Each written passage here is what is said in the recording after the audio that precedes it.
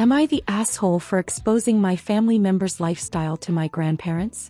Okay, so here's the thing, I have this cousin who is a few years older than me. He came abroad and started living with me and my parents, studying for a course. The reason she started living with us was because her school was close to our house, and at first I didn't want this because we never really got along. But my parents let me know that I didn't really have a choice in this matter.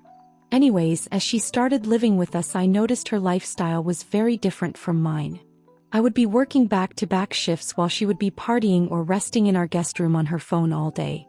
I would come home from work at 9 p.m. and start cooking for myself, to save money, and she would ask me if she could have some of my dinner.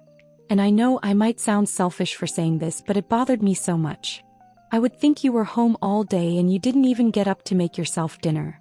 I started wondering though how she could keep up her lifestyle with student loans and how lavish she was living.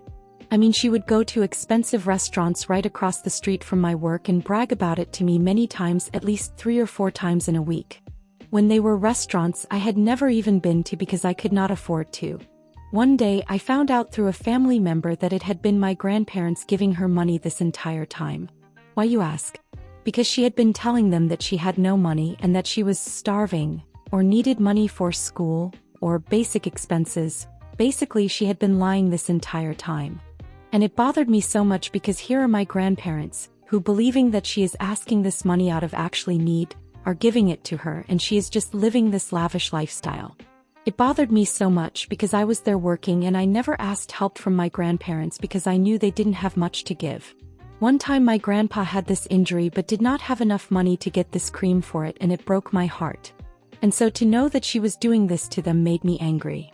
So, I secretly took screenshots of her Instagram when she went out to these dinners over a few months and finally showed it to my grandparents that she wasn't starving like she said.